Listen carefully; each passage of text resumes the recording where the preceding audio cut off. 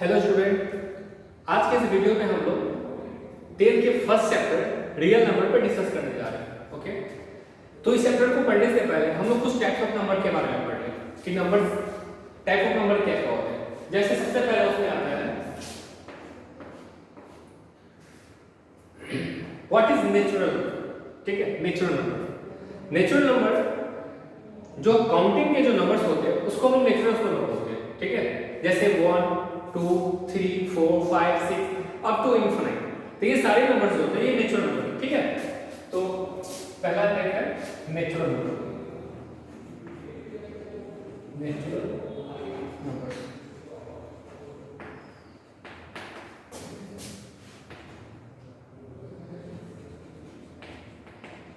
Counting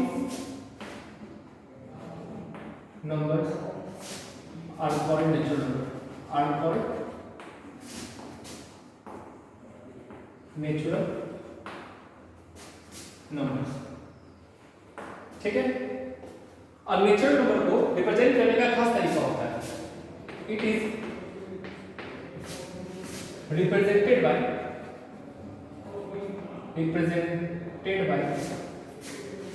capital N. Okay, तो कहीं भी अगर कैपिटल एन लिखा हो तो मतलब समझ जाना है कि वो एन क्या है, वो नंबर जो है नेचुरल नंबर। ओके, तो एग्जांपल में क्या हो जाएगा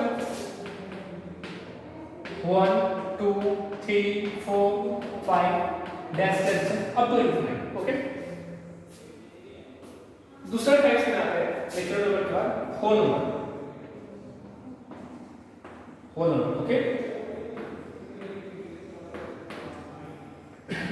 होल नंबर क्या होता है, जब नेचुरल नंबर को काउंटिंग, हम नेचुरल नंबर को काउंटिंग तो 1 से करते हैं, 1 2 3 4 5 अप टू इनफिनिट नहीं, जब इसमें काउंटिंग 0 से स्टार्ट कर दे तो ये हो जाता है होल नंबर। ठीक है, when 0 is included in natural number। ठीक है, तो ये तो आपका क्या हो जाएगा, फिर होल नंबर हो जाएगा। It is represented bye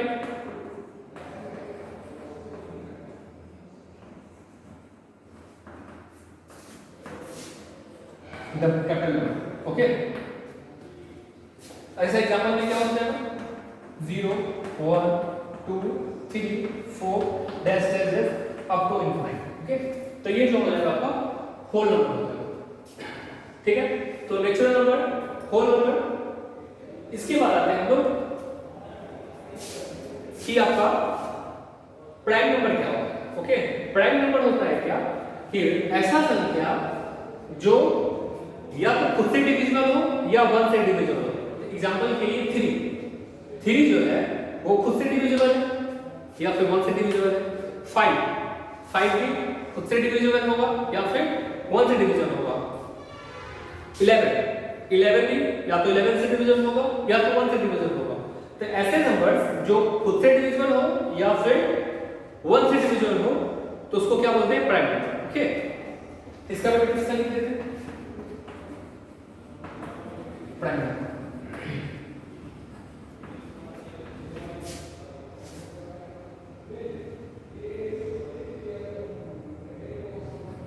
A number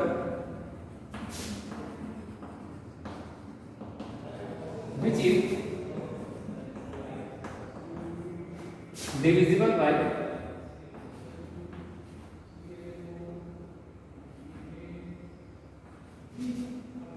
1 or itself 1। Okay, तो आपका क्या हो जाएगा, मतलब 1 से या फिर वो खुद से केवल डिविजिबल होगा तो उसको बोलेंगे प्राइम नंबर। एग्जांपल के लिए क्या हो जाएगा आपका 3, ओके, 5 7 11 30 70 10 10, ये सारे नंबर्स जो होंगे ये प्राइम नंबर होंगे। ये नंबर्स खुद से डिविजिबल होंगे या फिर 1 से डिविजिबल होंगे, इसके अलावा ये किसी और नंबर से डिविजिबल नहीं होंगे। ओके, इसके बाद आते हैं composite number. Composite number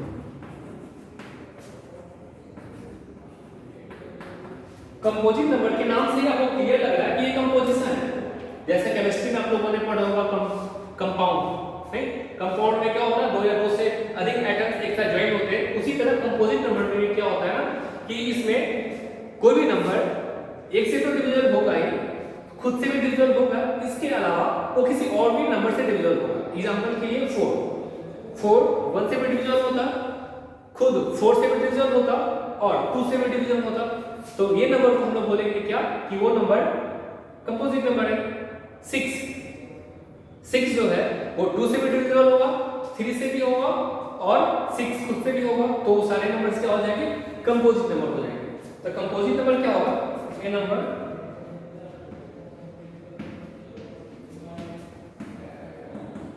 which is divisible by 1, itself and at least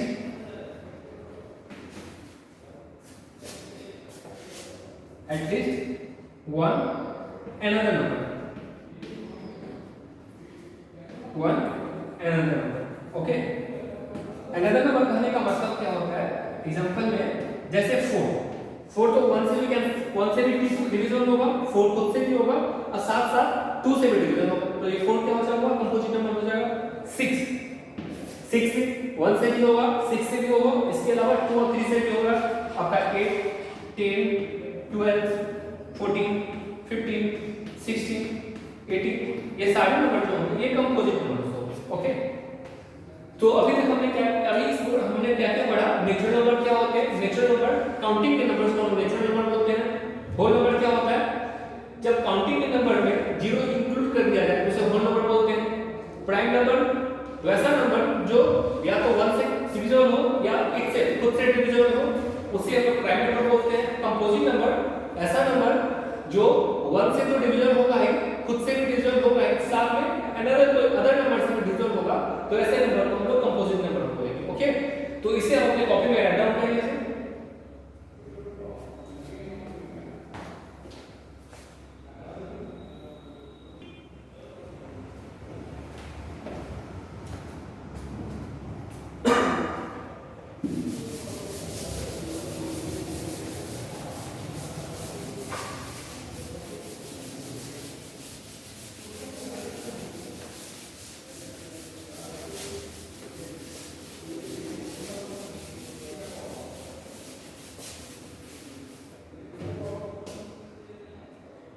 इसके बाद हम लोग रेशनल नंबर के बारे में पढ़ेंगे। रेशनल नंबर क्या होता है, okay. Rational number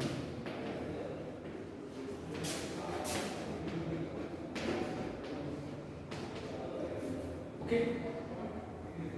rational number वैसा नंबर जो p by q के फॉर्म में हो और q not equal to 0, okay. साथ में पहले ये number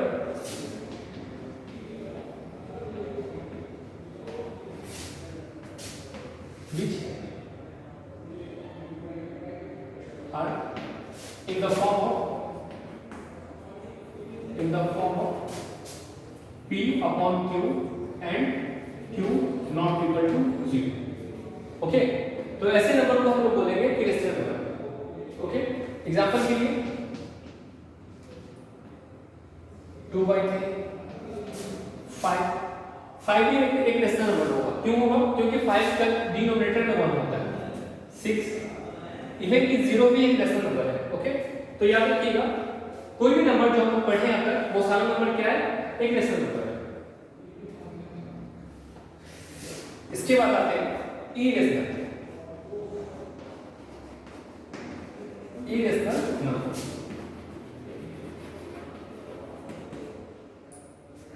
a number which can't be written in the form of p upon q, ठीक है, are called irrational number। मतलब वैसा नंबर जिसे हम p अपॉन q के फॉर्म में नहीं लिख सकते हैं वो नंबर क्या होगा, इरेशनल होगा। ओके, और एक बात, इरेशनल नंबर का जैसे कि 2 कहने का मतलब एग्जैक्टली 2 होता है, हमें पार्टिकुलर्स वैल्यू मिल जाता है। ओके, तो हम बोलेंगे 2, जैसे उस 2 को हम लोग एग्जैक्टली नंबर लाइन पे रिप्रेजेंट कर सकते हैं, यहाँ पे 2 होगा। ओके, ठीक है। पर अगर किसी नंबर को पार्टिकुलर वैल्यू असाइन नहीं कर पाएंगे तो बोलेंगे इरेशनल। जैसे एग्जांपल के लिए √5, √6, √7, ओके, ये सारे नंबर इरेशनल नंबर हैं। इस नंबर को हम लोग इफेक्टिव वैल्यू असाइन नहीं कर पाएंगे। √3, √2, ओके, आपको बोलेगा कि √2 का वैल्यू तो 1.414 होता है, तो यह बता दें कि ये जो value approx value exactly value नहीं है। ओके, तो ऐसा नंबर जो रूट के अंदर हो उसको हम लोग क्या बोलेंगे, वो इरेशनल नंबर है। साथ में पाई भी एक इरेशनल नंबर है। पाई आप लोगों को सर्किल में पढ़े होंगे, सर्किल के एरिया पाई r स्क्वायर होता है, तो ये पाई एक इरेशनल नंबर है। ये क्वेश्चन जनरली बोर्ड के एग्जामिनेशन में आ जाते हैं कि पाई कैसा नंबर है, तो उसमें एक ऑप्शन इरेशनल भी होगा, उसमें इरेशनल में टिक मारना। ओके, तो इस इरेशनल नंबर को हम लोग p अपॉन q के फॉर्म में नहीं लिख सकते। पाई का मान दिया होता है 22/7, ये वैल्यू जो है अप्रॉक्स है, ये एग्जैक्टली वैल्यू नहीं है। ओके, तो पाई एक कैसा नंबर है, इरेशनल नंबर है। इसके बाद आते हैं इंटीजर।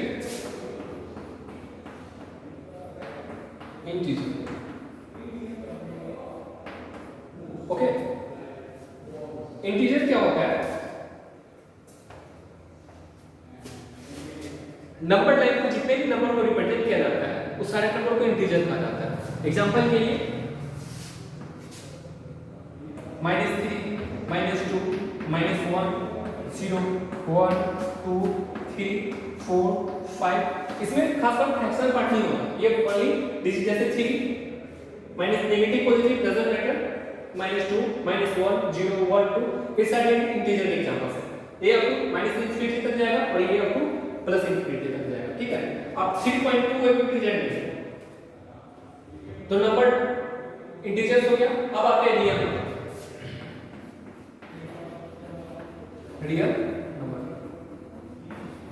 रियल नंबर होता है, अभी तक आपने जितने नंबर्स के बारे में पढ़ा, जितने भी उसमें natural number, whole number, rational, irrational, composite, जो भी नंबर, प्राइम नंबर, ये सारे नंबर्स रियल नंबर्स के अंदर आते हैं। ठीक है, all numbers are real number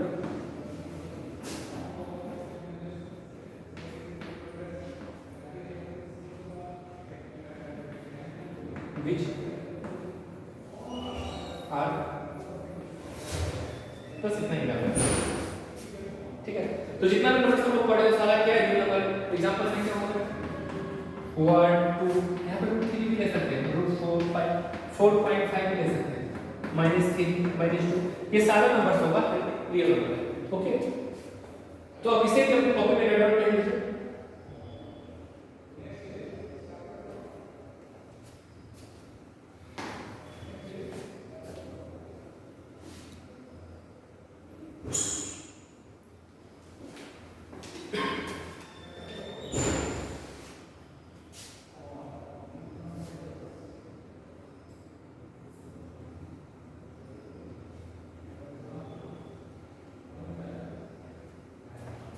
इसके बाद हम लोग नेक्स्ट कर सकते हैं।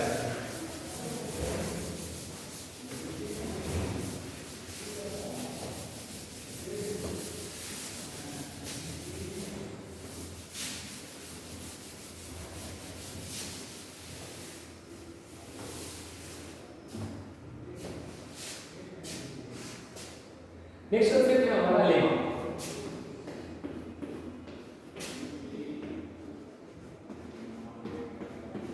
लेमा क्या होता है, ठीक है, तो लेमा समझने से पहले एक बात को समझे, एक ऐसा स्टेटमेंट जो ऑलरेडी प्रूव्ड है। ओके, एक ऐसा स्टेटमेंट जो ऑलरेडी प्रूव्ड है और उसके हेल्प से हम एक अनदर स्टेटमेंट फाइंड करते हैं तो उसको बोलेंगे कि वो लेमा है। ओके, मतलब क्या कि a lemma is a proven statement used for providing another statement. ठीक है, तो लिख लेते हैं a lemma is a proven statement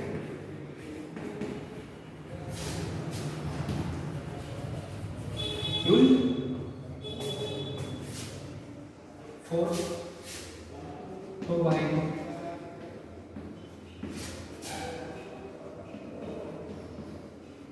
another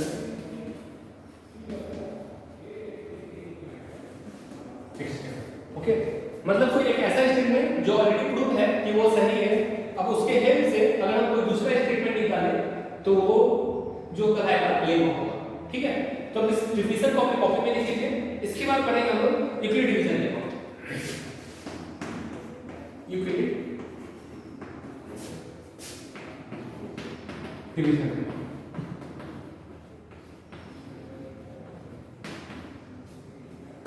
ठीक है, तो यूक्लिड डिवीजन लेमा में क्या होता है कि मान लीजिए कि दो नंबर है। ठीक है, दो नंबर किस प्रकार है, दो पॉजिटिव इंटीजर नंबर है a और b। ओके, और वो इस प्रकार है let two numbers a and b। ठीक है, दो नंबर है a और b।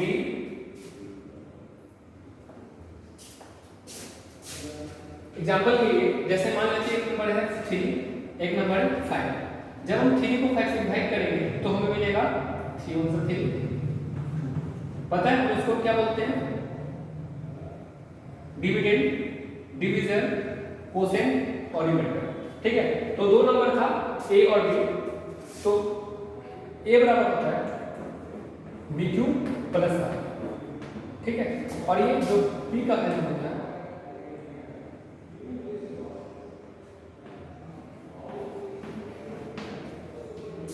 ठीक है, यहाँ पे a b q और r ये सारा एक होल नंबर होगा।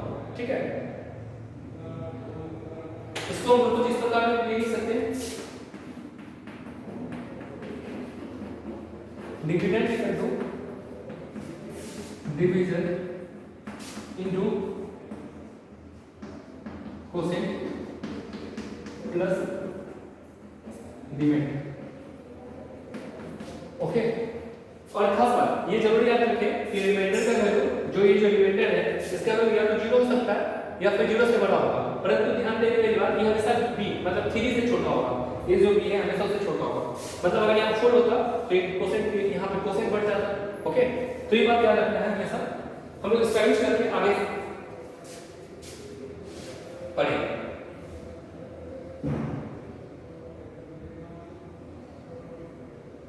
इसके बाद आता है algorithm.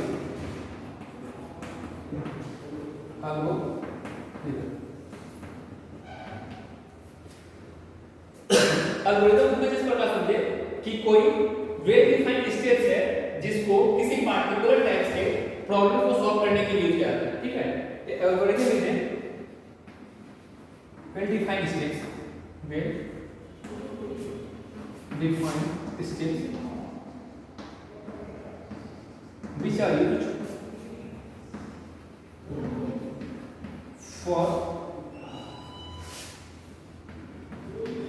solving a particular type of problem, a particular type of problems।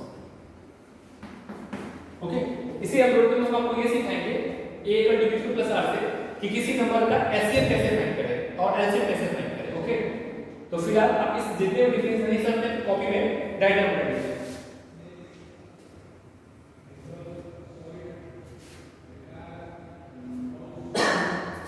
A very defined steps which are used for solving a particular type of problem is called algorithm। ठीक है, इसके बाद लिखते हैं Euclid division algorithm. Euclid division algorithm. Okay, Euclid division algorithm क्या बोलता है कि सबसे पहले एल्गोरिथम का मतलब होता है कि कुछ पार्टिकुलर मतलब कुछ वेट डिफाइंड स्टेप्स है जिसका यूज किसी पार्टिकुलर टाइप के प्रॉब्लम को सॉल्व करने के लिए किया जाता है। और यूक्लिड डिवीजन एल्गोरिथम यह है कि इसमें किसी भी नंबर्स का सॉल्यूशंस निकालने के लिए एसिड निकालने के लिए किसी भी नंबर का एसिड निकालने के लिए हम उसी यूक्लिड डिवीजन एल्गोरिथम का यूज करते हैं। ओके, तो इसके लिए क्या होता है ना कि ये दो number two numbers are given, let A and B are given. Okay, A और बी क्या होता है, ये होता है और सच दैट कि ए जो है ग्रेटर देन बी से, मतलब ए क्या है, बड़ा है। ओके, तो स्टेप 1 में इससे हम how to find acid, how to find HCl। Okay, कैसे फाइंड करें, तो इसे हम सीखते हैं। फर्स्ट स्टेप क्या होता है, हम लोग A equal to dq plus r। Okay, उसके बाद यहां पे ध्यान देने की बात है कि जो रिमाइंडर होती है ये फॉलो करें, ठीक है। उसके बाद स्टेप 2 में, ये स्टेप 1 है, स्टेप 2 क्या होता है कि इफ r इक्वल टू 0 तो LCM ऑफ AB क्या हो जाएगा आपका, B हो जाएगा, ठीक है। अगर R 0 नहीं हुआ, रिमाइंडर 0 ना हो, तो step 3 repeat process 1, repeat process 1, मतलब फिर से इस स्टेप को हम लोग फॉलो करेंगे। इससे एक एग्जांपल के थ्रू समझते हैं। मान लें कि हमें 3 फाइंड लेते हैं और 17 का HCF फाइंड करना है। ओके, तो इसका कैसे फाइंड करेंगे, तो हम लोग 17 का लो लिख सकते हैं 5 × 3 + 2। इसे कुछ इस प्रकार भी समझते हैं, 5 × 17 3 15, ये 3 क्वोशेंट है, 2 डिफरेंट है। ओके, नेक्स्ट स्टेप क्या होता है कि ये 5 यहां पे रहता है, 2 2 जा 4, ये 1 हो जाएगा। तो सेम स्पीड क्या होता है, ये 5 यहां आ जाएगा, 2 × 2 + 1, मतलब यहाँ रिमाइंडर 0 नहीं हुआ। स्टेप 2 देख रहे हैं कि यहाँ पर r क्या है, इफ r = 0, तो r तो 0 आए हैं, तो क्या करेंगे, फिर से स्टेप फिर से फॉलो करेंगे। यहाँ पे फिर 0 नहीं है, तो यहाँ 2 आ जाएगा, 1 × 2 + 0। अब यहाँ पर r 0 आ गया, तो आपका HCF क्या हो जाएगा, 1। यहाँ पे वही चीज, ओके। तो इस तरह किसी नंबर का HCF फाइंड करेंगे। तो इसे अपने कॉपी में नोट डाउन कर लीजिए। HCF निकालने के लिए हम कुछ क्वेश्चन और प्रैक्टिस करेंगे।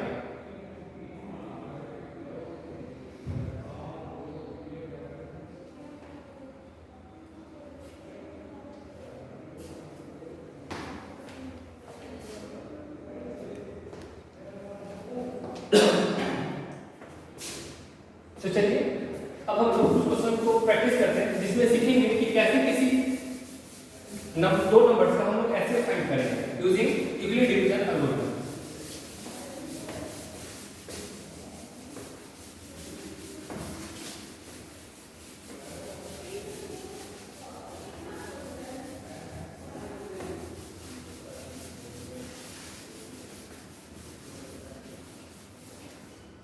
ओके, तो क्वेश्चन है हमारा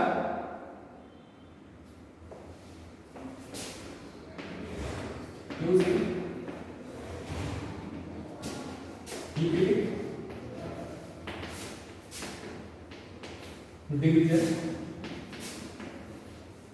algorithm find the HCF of using Euclid division algorithm, find the HCF of 272 and 103। Okay, मतलब हमें डिवीजन एल्गोरिथम का यूज करते हुए 272 और 1072 का 1032 का ऐसे फाइंड करना है। तो चलिए सॉल्यूशंस को हम लोग देखते हैं। एज वी नो यूक्लिड के पीछे एल्गोरिथम में हम जानते हैं a equal to b q plus r, ठीक है, और यहाँ r का वैल्यू ग्रेटर देन 0 और इक्वल टू 0 हो सकता है बट लेस देन b, ठीक है। Here in this question a equal to क्या हो जाएगा 1032 और b आपका क्या हो जाएगा 272, ठीक है। तो इसको सॉल्व करने के लिए हम लोग करते हैं क्या, पहले रफ में भी एक डिवीजन निकालते हैं 272 103, ठीक है। तो अब यहाँ देखते हैं कि अगर यहाँ 3 से डिवाइड करें 3 टाइम्स करें तो हो जाएगा 6 1, ओके, 6 6 7 21, सॉरी 8 1 ओके 6 2, ओके।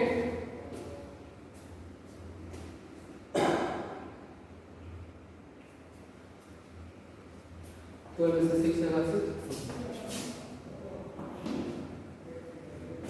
तो इसे कुछ इस प्रकार लिख सकते हैं। स्टेप 1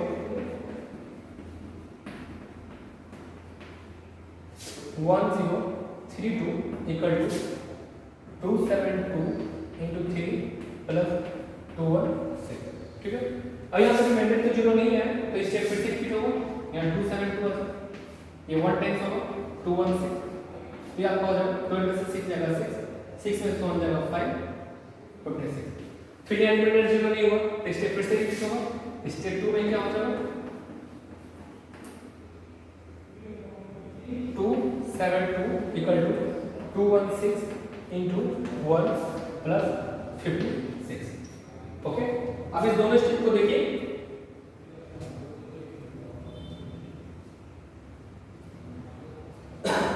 इसके बाद रिमाइंडर तो फिर से 0 नहीं होगा, फिर क्या करेंगे, फिर से रिपीट स्टेप करेंगे। 216 यहाँ लिखते हैं, ये कितना हो जाएगा 3 बार करते हैं,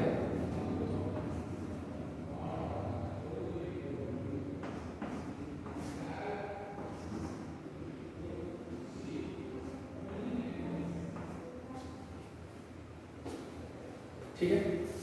तो फिर रिमाइंडर में 48 मिल रहा है, मतलब फिर भी 0 नहीं है रिमाइंडर, तो ये हो जाएगा आपका स्टेप 3 में 216 इक्वल टू 56 into 3 प्लस 48, ये स्टेप फिर से रिपीट करना पड़ेगा। तो यहाँ जाएगा 56 48 फिर से रिमाइंडर 4 करना पड़ेगा। ये तब तक चलता रहेगा जब तक कि रिमाइंडर 0 ना आ जाए।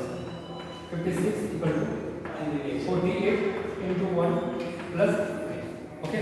अब 8 के बाद ये स्टेप फिर से रिपीट होगा 48, तो 8 6 जा 48। अब हम देख लेंगे रिमाइंडर 0 आ गया, तो ऐसे को हमारा क्या हो जाएगा 8 हो जाएगा। तो यहाँ पे देखते हैं स्टेप 5 में 48 8 into 6 प्लस 0, यहाँ रिमाइंडर 0 हो गया, इसलिए एचसीएफ ऑफ 272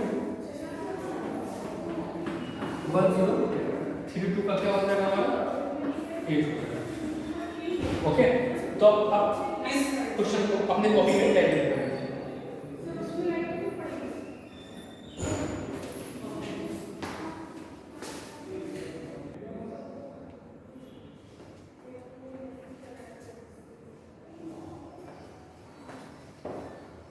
इसके बाद हम नेक्स्ट क्वेश्चन की तरफ आते हैं।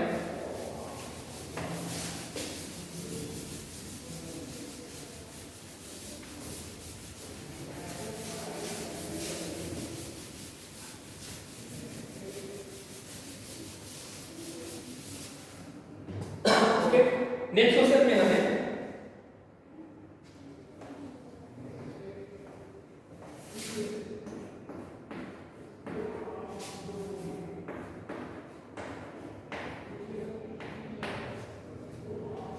नेक्स्ट क्वेश्चन में 1190 और 1445 टाइप का ऐसे फाइंड करना है और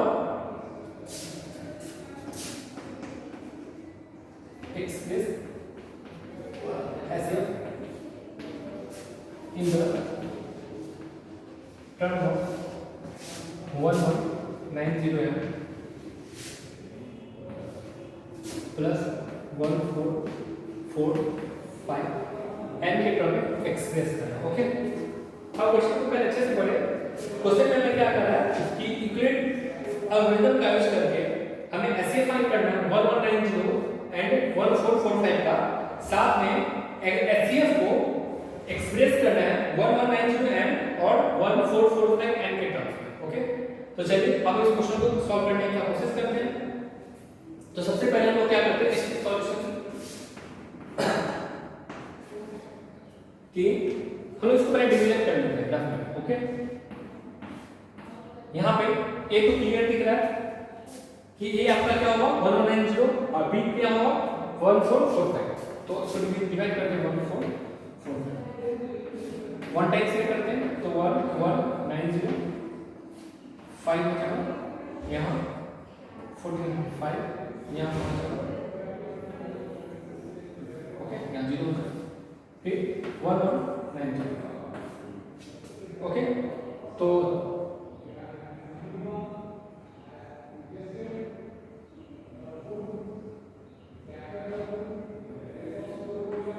4 टाइम्स करके देखते हैं 4 टाइम्स में क्या हो जाएगा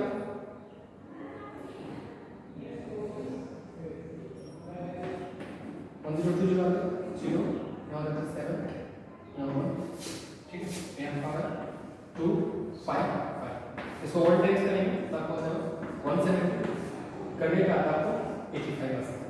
ओके, अब 85 के बाद फिर से 170 यहाँ नहीं है, 85 2 जा 170 मतलब एक पे यहाँ 0 लिखे यहाँ से स्टॉप हो जाएगा।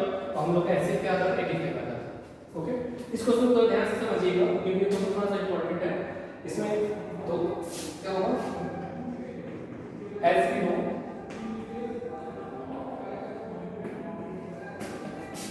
ये कर बी प्लस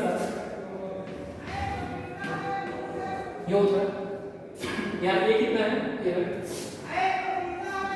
ए का क्या है 1190 और बी क्या आपका 1445। ओके, तो पहला स्टेप क्या हो जाएगा हम लोग 1445 इक्वल टू 1190 into 1 प्लस 225। ठीक है, नेक्स्ट स्टेप क्या हो जाएगा 1190 इक्वल टू 225 into 4 प्लस 17। अगला स्टेप क्या हो जाएगा 225 इक्वल टू 170 into 1 प्लस 85। अगला स्टेप क्या हो जाएगा 170 इक्वल टू 85 into 2 प्लस 0। ठीक है, तो यहाँ हमें रिमाइंडर 0 मिल जाएगा, इसलिए एचसीएफ ऑफ 1190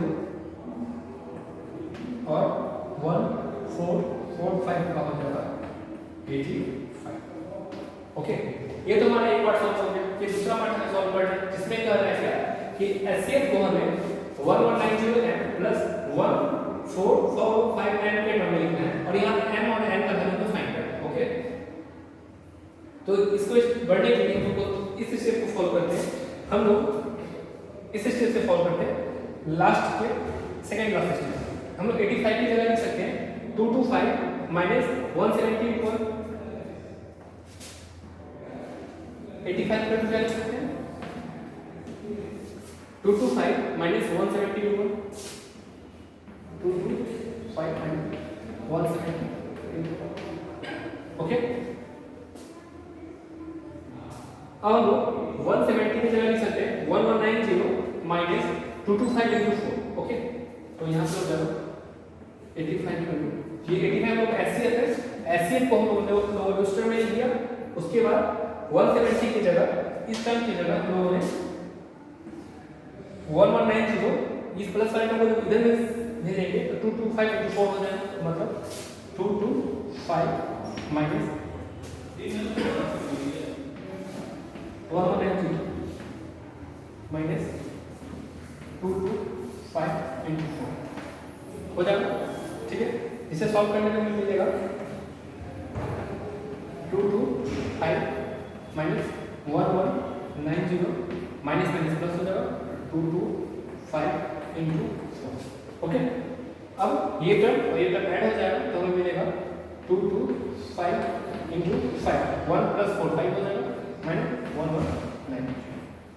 ओके, इसके बाद हम लोग नेक्स्ट स्टेप में इस 2 2 5 की जगह पुट कर सकते हैं 1 4 4 5 into माइनस 1 1 9 0 into 1। ओके,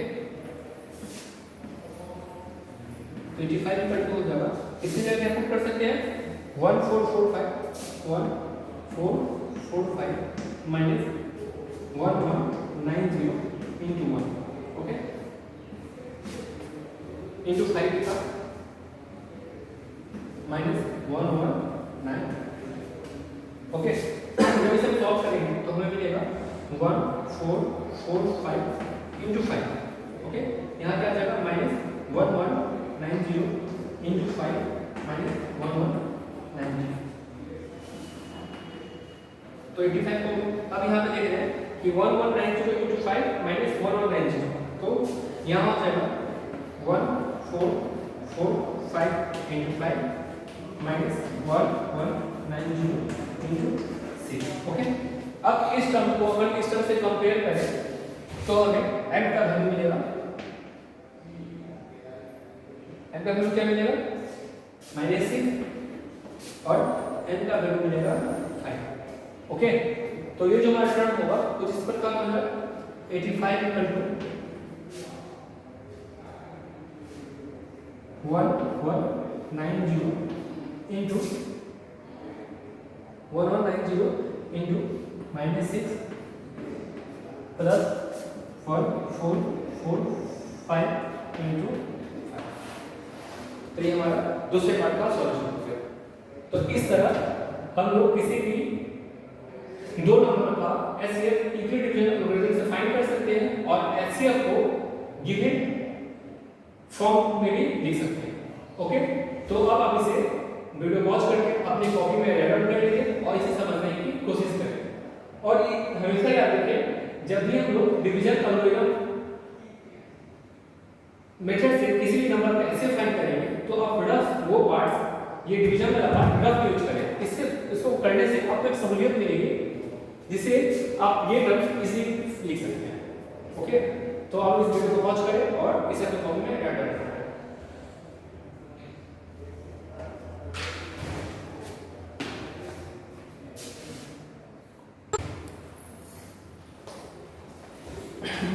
तो इसके बाद हम लोग नेक्स्ट क्वेश्चन को देखेंगे।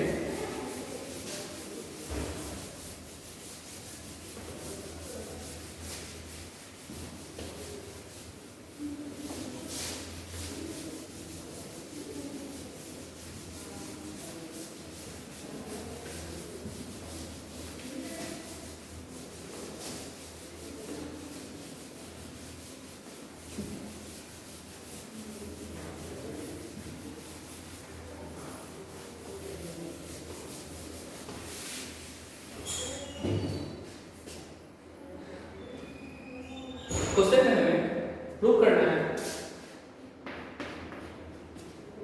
Question so that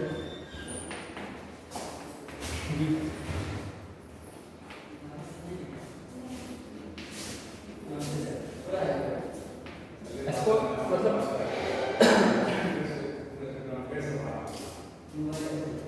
so that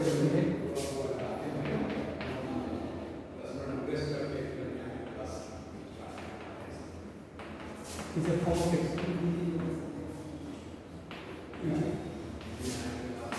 of composite number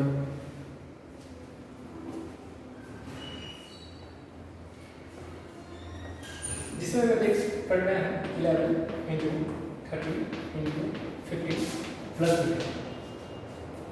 इसे प्रूव करना है कि ये कंपोजिट नंबर होगा। ओके, तो इसे प्रूव करने के लिए हम लोग करते हैं क्या, 15 यहाँ भी और 15 यहाँ, 15 कॉमन ले लेते हैं, तो हमें मिलेगा 11 × 13 + 1।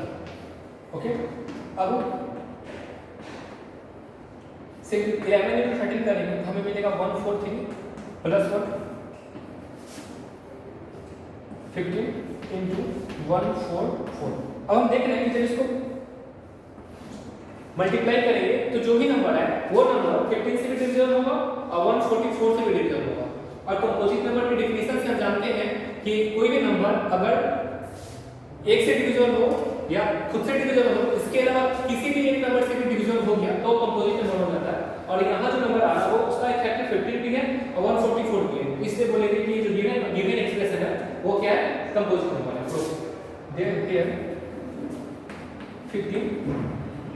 and 144 is also a factor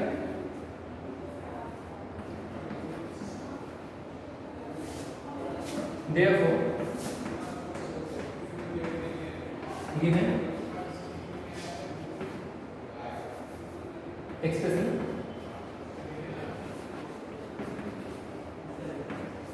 form a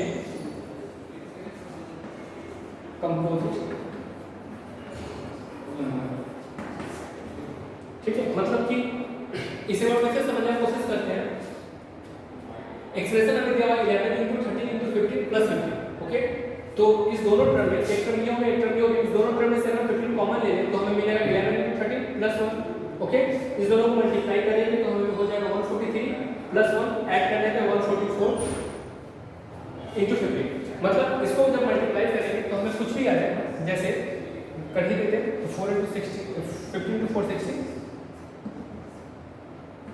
हमें मिला 2160। मतलब इसका मतलब कितना के बराबर आ रहा है, 2160। यह 2160 1 से कोई डिवीजन होगा ही होगा, 2160 से भी होगा, साथ में 15 से भी होगा और 144 से भी होगा। तो इसका एक फैक्टर मतलब दो के अलावा दो नंबर के अलावा भी अदर फैक्टर्स की है, तो इसीलिए बोलेंगे जो गिवन एक्सप्रेशन है वो क्या हो रहा है, एक कंपोजिट नंबर्स को फॉर्म करें। ओके, तो इसे अपने कॉपी में राइट डाउन कर लीजिए।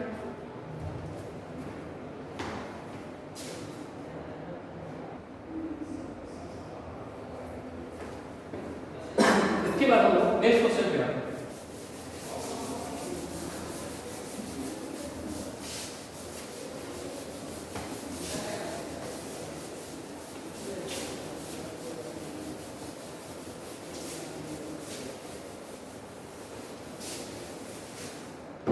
नेक्स्ट क्वेश्चन में हमें दिखाना है so that A number 4 to the power n and belongs to natural numbers। Okay, मतलब n का वैल्यू 1 2 3 4 5 6 समथिंग हो। Okay, so that the number 4 to the power n where n belongs to natural number never ends with 0। Okay,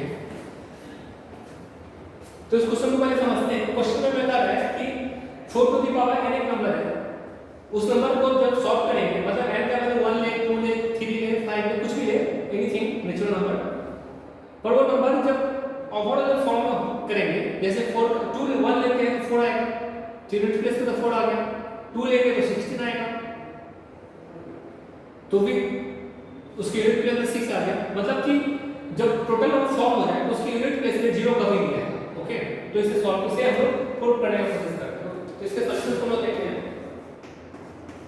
तो सबसे पहले हम लोग n = 1 लेते हैं। ओके, तो हमें मिलेगा 4 to the power n मतलब 4 = 1, इसका मतलब हो जाएगा 2 × ओके n = 2 लेके देखते हैं तो 4 के पावर 2 हो जाएगा, ये हो जाएगा 4 स्क्वायर मतलब 2 × 2 × 2 × 2 n = 3।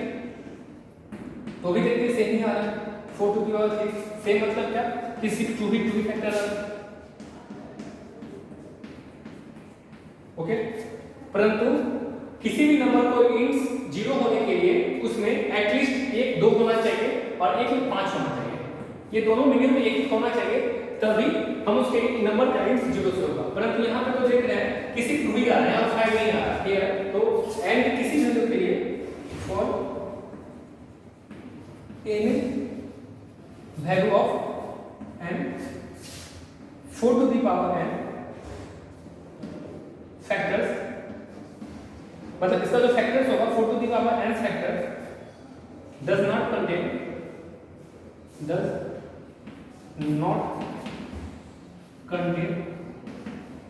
5। ओके, मतलब 4 to the power n का फैक्टर करेंगे तो उसके फैक्टर में 5 नहीं होगा, but for a number int with 0, it should contain,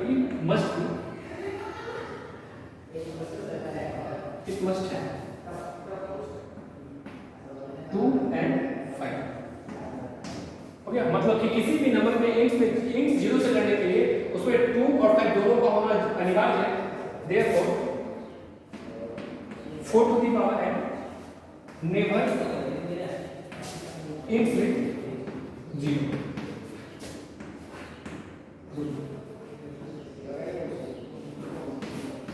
okay, तो आप इसे अपने कॉपी में राइट डाउन कर लीजिए और इसे समझने की कोशिश करिए। आपको इसके रिगार्डिंग कोई भी डाउट हो तो सब कमेंट बॉक्स में हमें बोल सकते हैं।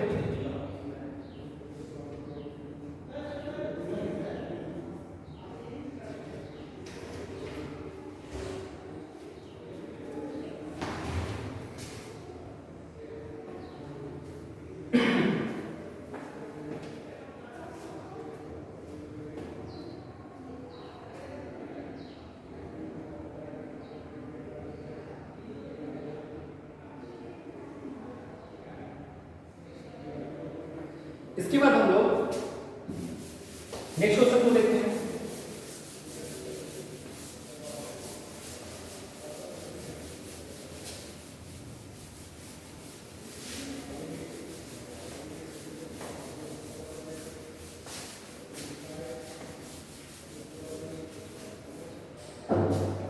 नेक्स्ट क्वेश्चन में हमें ऐसे फाइंड करना है यूजिंग प्राइम फैक्टराइजेशन, मतलब किसी भी नंबर का हमें 2 नंबर दिया है, नहीं 2 नंबर को पहले फैक्टराइज करना है और उस फैक्टराइजेशन का यूज करके हमें किसी भी 2 नंबर का एचसीएफ फाइंड करना है।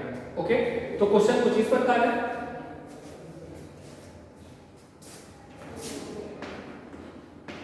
यूजिंग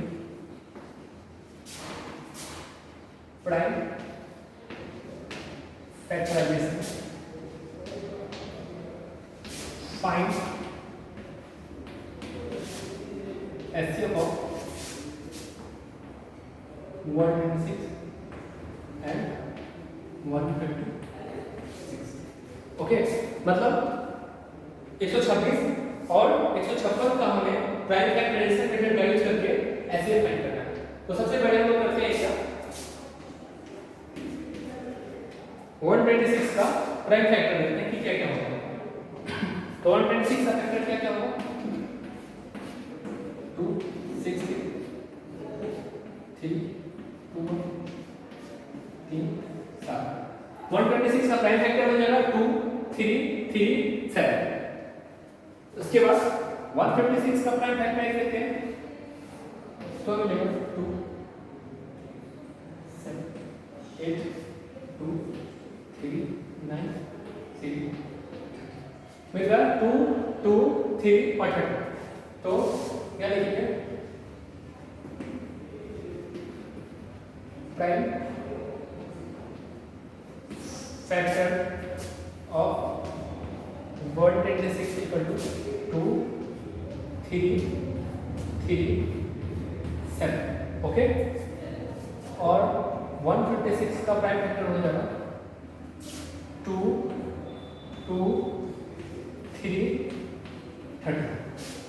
ओके, अब हमें इसका एचसीएफ फाइंड करना है। तो एचसीएफ के लिए इसका सिंपल स्टेप होता है, इसमें लोग देखते हैं कि कितने टर्म कॉमन है। तो ये दो अपेयर बनाते हैं, ये 2 कॉमन है, ये 3 और ये 3 कॉमन है। तो एचसीएफ इक्वल टू हो जाएगा 2 × 3 मतलब 6। ओके, तो इस तरह हम किसी भी दो नंबर का प्राइम फैक्टराइजेशन मेथड से एचसीएफ फाइंड कर सकते हैं। अब इसे आप कॉपी में राइट करना है।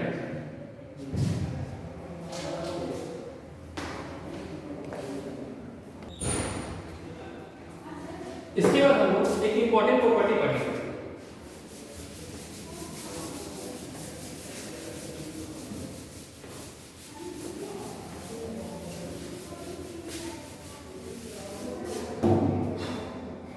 प्रॉपर्टी कुछ इस प्रकार है।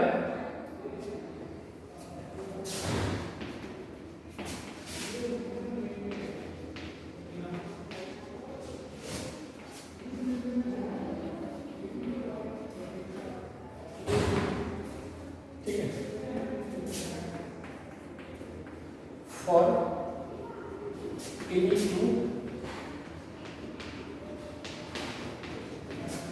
पॉजिटिव इंटीजर, पॉजिटिव इंटीजर कहने का मतलब होता है क्या, कोई भी पॉजिटिव नंबर जैसे 2 3 4 5 6 प्लस 2 प्लस 3, ओके, और any two positive integer a and b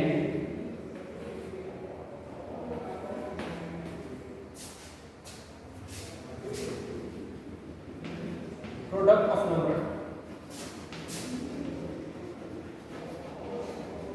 equal to LCM of AB into LCM of AB। Okay, कहने का मतलब क्या कि A into B जो होगा वो LCM into HCM होगा। ये LCM किसका होगा, A into B का, A और B का, और HCM क्या होगा, A into B का होगा। ओके, इसे अपने कॉपी में राइट डाउन कर लीजिए, ये काफी इंपॉर्टेंट है, इससे रिलेटेड काफी क्वेश्चंस एग्जाम में आते हैं। ओके, एक खास बात और, ये जो प्रॉपर्टी है ये सिर्फ दो नंबर के लिए अप्लाई होता है, इसे 3 नंबर 4 नंबर में लोग यूज नहीं कर सकते। ओके, इसे अपने कॉपी में राइट डाउन कर लीजिए।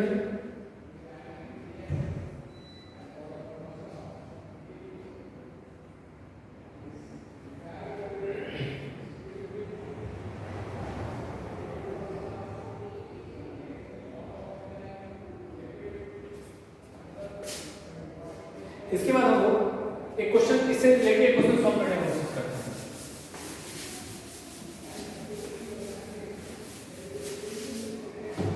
क्वेश्चन में हमें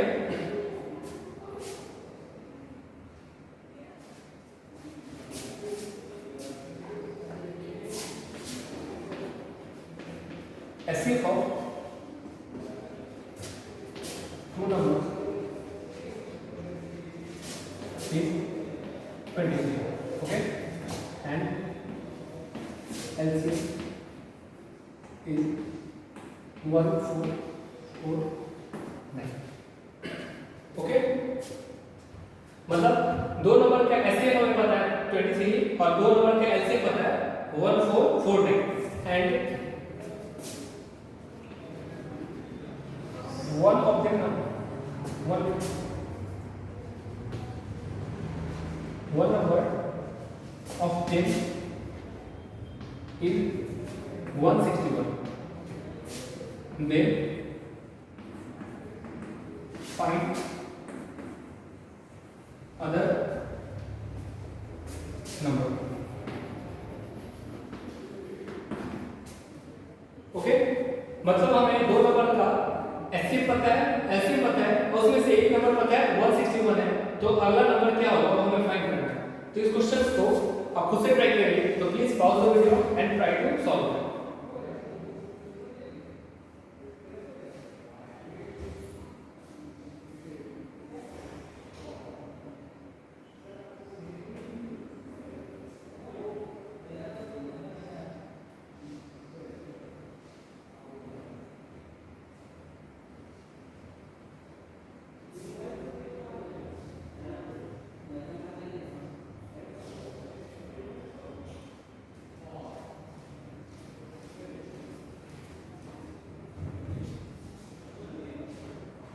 तो चलिए अब हम इसके सॉल्यूशंस को देखते हैं। जैसा कि हम जानते हैं एज वी नो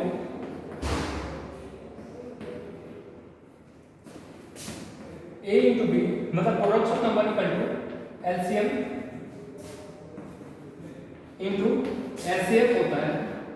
ओके, ये तो हम जानते हैं कि दो नंबर का जो प्रोडक्ट होता है वो LCM इनटू HCF के बराबर होता है। और यहाँ एक नंबर दिया है 161, तो 161 इक्वल टू दूसरे नंबर को हम लोग ही रहने देते हैं और LCM कितना पता है 1449 इनटू 23, ऐसे भी पता है 23। ओके, अब इस टर्म को डिनोमिनेटर में ले जाए तो b का वैल्यू b इक्वल टू हो जाएगा 1449 इनटू 23 अपॉन 161। ओके, जब इस टर्म को हम सॉल्व करेंगे तो 169 से ये 9 बार में कैंसिल आउट होगा। ओके, तो b का वैल्यू में जब 9 को 23 से मल्टीप्लाई करेंगे तो हमें मिलेगा 207। तो इस तरह अदर नंबर हमारा क्या हो जाएगा 207। इसे अपने कॉपी में लेकर आना चाहिए।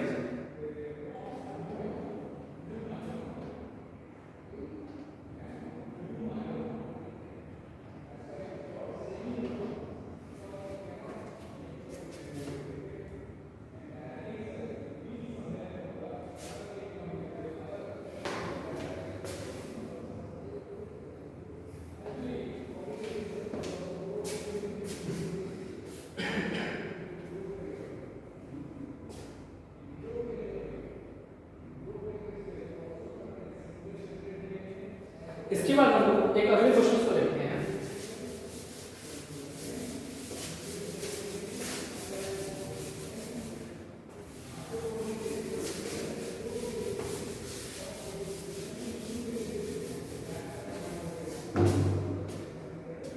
क्वेश्चन कुछ इस प्रकार है कि हमें एक फ्रैक्शन को सिंपलेस्ट फॉर्म में लिखना है।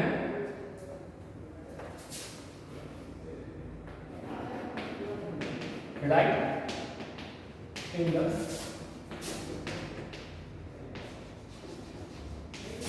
simplest form। Okay, simplest form में लिखना है 148 अपॉन 185। ओके,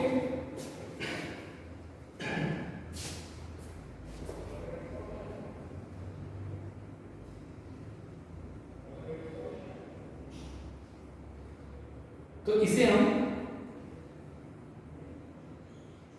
इसके लिए क्या करेंगे, हम लोग देखते हैं कि पहले के नंबर 2 से डिविजिबल है या नहीं। 2 से तो ऊपर वाला कैसे डिविजिबल है, तो डिनोमिनेटर वाला पार्ट डिविजिबल नहीं होगा। 3 से ये तो है पर ये 3 से तो दोनों में से कोई नहीं होगा। 4 से मतलब ऐसे करके इसको डिविजिबल नहीं कर सकते। ओके, तो क्या करते हैं, इसके लिए हम दोनों नंबर का HCF फाइंड करते हैं। ओके, तो HCF फाइंड करेंगे तो क्या हो जाएगा हमारा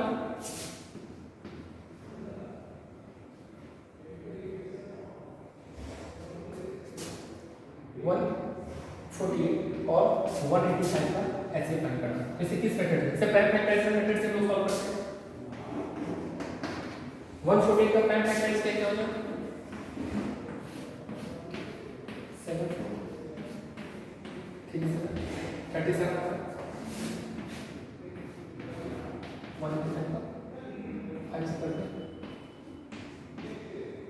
37 ठीक। तो प्राइम फैक्टराइज क्या आ 148 का 2 into 37। ओके, और 185 का क्या है 5 into 37। ओके, तो सिंपलेस्ट फॉर्म का क्या हो जाएगा 148 अपॉन 185 का हम लोग लिख सकते हैं 2 to 37। यहाँ हो जाएगा 185 का 5 into 37, मतलब हमारा ऐसे 35 होगा क्योंकि कॉमन फैक्टर 2 to 37।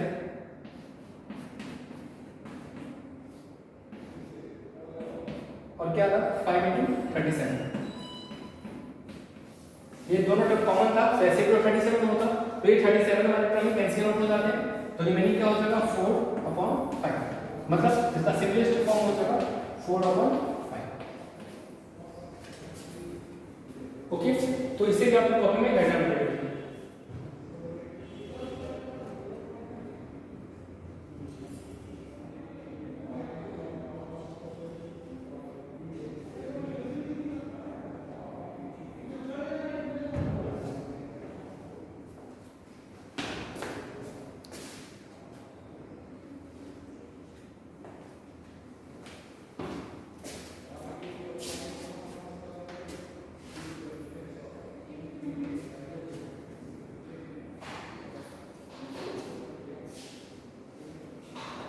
इसके बाद हम लोग एक नेक्स्ट क्वेश्चन को सॉल्व करते हैं।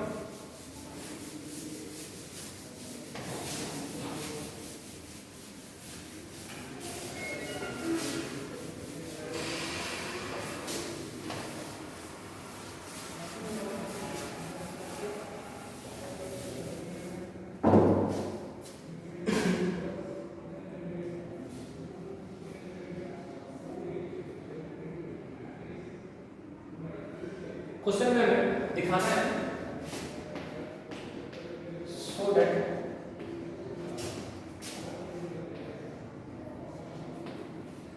Every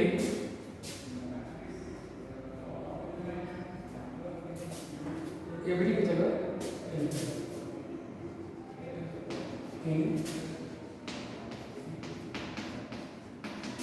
positive integer.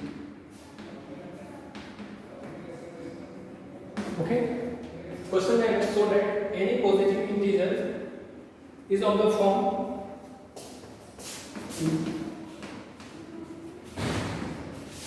of the form 3n plus 1 और 3n plus 2। Okay, मतलब 3n plus 2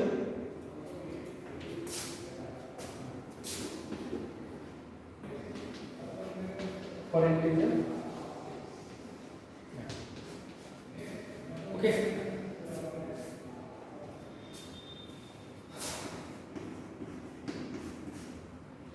तो चलिए हम इसके सॉल्यूशन की तरफ देखते हैं। पर इससे पहले क्वेश्चन को समझ लेते हैं। क्वेश्चन में हमें कहा गया कि कोई भी positive integer, any positive integer, मतलब कोई एक पॉजिटिव इंटीजर है वो 3n plus 1 या फिर 3n plus 2 के फॉर्म का हो सकता है।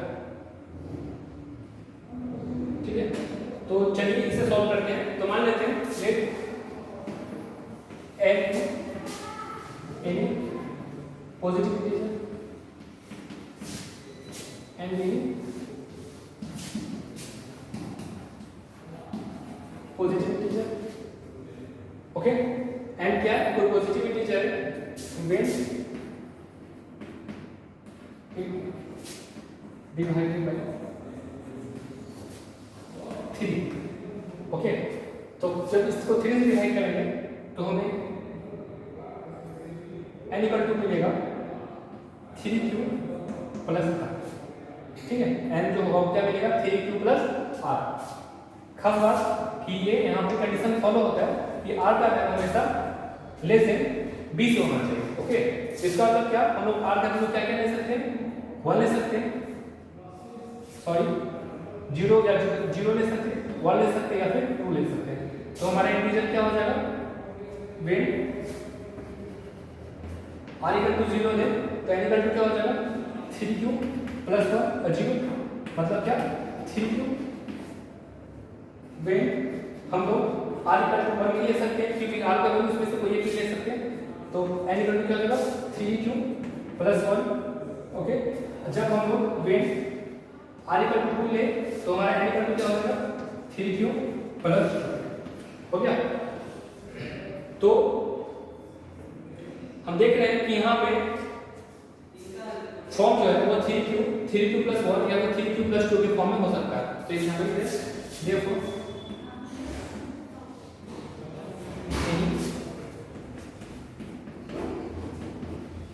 Positive integer in the form of 3q plus 1 या फिर 3q प्लस 2।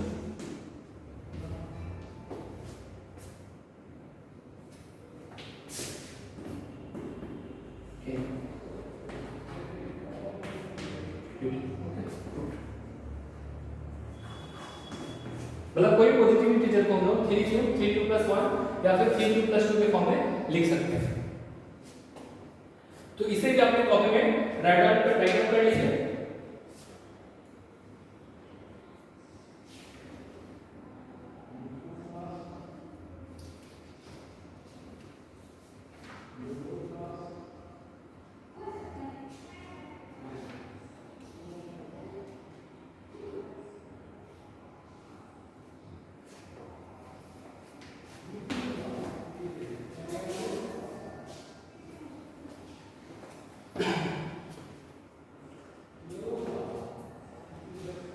रियल नंबर्स के बारे में हम लोग और डिस्कस अगले वीडियो में करेंगे। तो आई होप आप लोगों को आज जितना पढ़े उतना समझ में आ गया होगा कि आज के लेक्चर से रिलेटेड कोई भी इशू हो, कोई भी फीडबैक हो, उसे कमेंट बॉक्स में जरूर